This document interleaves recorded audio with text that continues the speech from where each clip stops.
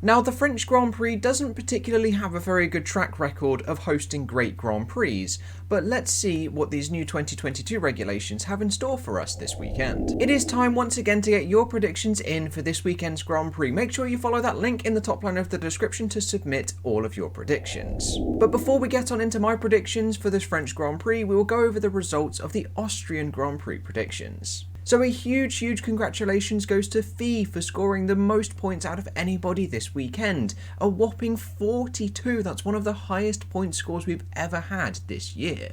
We then have Chewbacca and Gerald Thomas joint in second place on 34, and then we do have a couple of people breaking into the top 10 who didn't use one of their boosts, and these boosts end up doubling your overall score. And in order to find myself, who had an absolute doozy set of predictions, you've got to go to the position 31 to 40 table.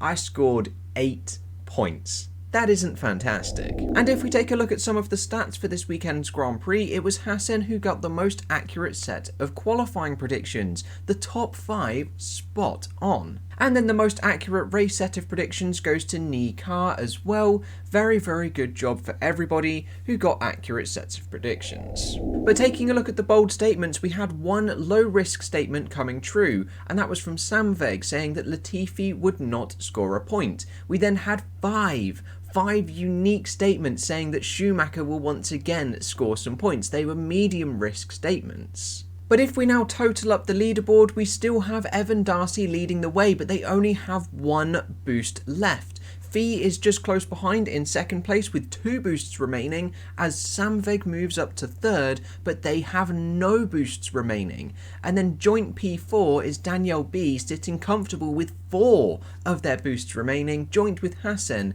who only has the 1. We then have quite a lot of people who are bordering on the 200 point club. This is Scott Hilland, Arturo Salazar, Alita M, Jess392, Zana Level, and then also Joshua ZA in the positions 11 to 20 table. But again, in order to find myself, you've got to go to the positions 21 to 30 table. I've scored 147 points so far this year, and I have 3 of my boosts remaining. Now don't worry if you haven't entered into every single one of these rounds, as there is an average points column for the entries that you have made. That is the average column to the left of the boost column. So you can compare your average score to people like Evan Darcy and to myself who have entered into every single one of these rounds. And if we take a look at the second half of this leaderboard, we have almost 100 unique entrants into this series, which is absolutely awesome.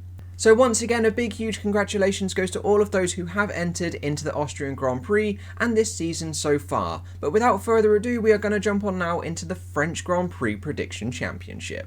And just to go over a few of the rules regarding this series, by following the link in the top line of the description, you'll be asked for your top 5 for qualifying, your top 5 for the race, the driver of the day, and one bold encompassing statement. For a full list of the rules regarding this series, there is a rules document also in the description down below, just below the submission link. But the main few are you're only allowed to make 1 submission to this link, and the submissions will close before the start of qualifying, so any predictions made after the start of qualifying, I will not accept them. There is then of course a small scoring system that goes along with this. For qualifying, you will receive 2 points for a driver in the correct position, and then 1 point for a driver inside the top 5 but not in the correct position. Similar scoring is done for the race, but you receive 3 points for a driver in the correct position, 2 points is awarded for the driver of the day, and then the bold statements comes in 3 levels of risk. Low risk statements are awarded 2, medium risk 5, and high risk 10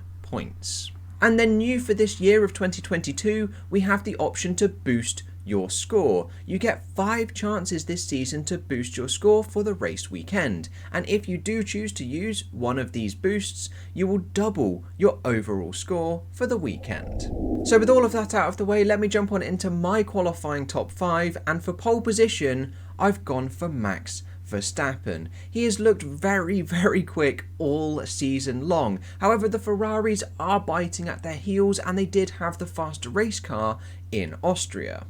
However, completing the front row, I've gone for Sergio Perez, a Red Bull 1-2. Then P3, I've gone for Charles Leclerc. These 3 I feel are going to be very nip and tuck all race weekend long. Then in P4, I've gone for George Russell, as it is rumoured that Mercedes are going to have a relatively large upgrade in the coming races. We don't know exactly when it's coming. It could be France, it could be Belgium after the summer break.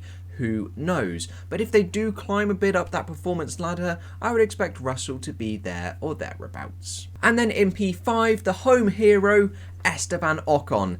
This is a massive wild card, but who knows? It could come true. And then from my qualifying top 5, we'll delve on into my race top 5. And for a Grand Prix victory, I've gone for Sergio Perez. P2, I've gone for Charles Leclerc. P3, Max Verstappen. So I don't think a great deal is going to change other than an incident like, who was it, the spun off in 2018. I think it was Valtteri Bottas after being punted by Vettel or something like that, and then having a significant charge through the field. I feel like that's something that will happen to the pole sitter, and in this instance I've gone for Max Verstappen as being on pole, so I feel like he could be involved in a first lap incident, being spun around and then having a nice charge through the field to add some excitement to this Grand Prix and coming back to a good drive to the podium.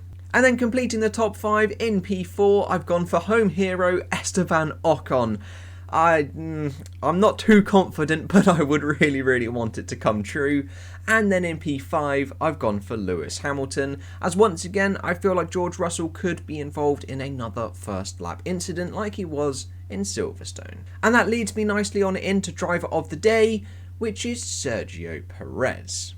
Then from my race top 5, we'll take a look at my bold statement, and I've gone for something high risk, and that is that Ocon will score a top 5 in the race. Now, I feel that a lot of my bold statements have actually caught me out for this year being either too high risk or I've just gone too safe, and I've never really gone for that medium risk middle ground of scoring 5 points. So hopefully, if this high risk statement comes true, I can actually claw back some of those points and catch up to some of the people in the top of the leaderboards. But there we go, there are my predictions all done and dusted for the French Grand Prix. Make sure to get involved in this series by following that link in the top line of the description, and if you have any questions regarding the series, please do let me know.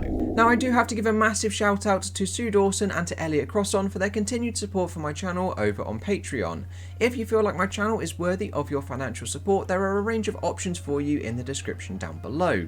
Any form of financial support is greatly appreciated, and you will receive a shout out at the end of the videos. So once again, a huge congratulations and a big thank you to Sue Dawson and to Elliot Crosson. But that is all I've got for you today, guys. I hope you have enjoyed, and I will catch you in the next video with whatever and whenever I decide to make it. I'll see you guys then.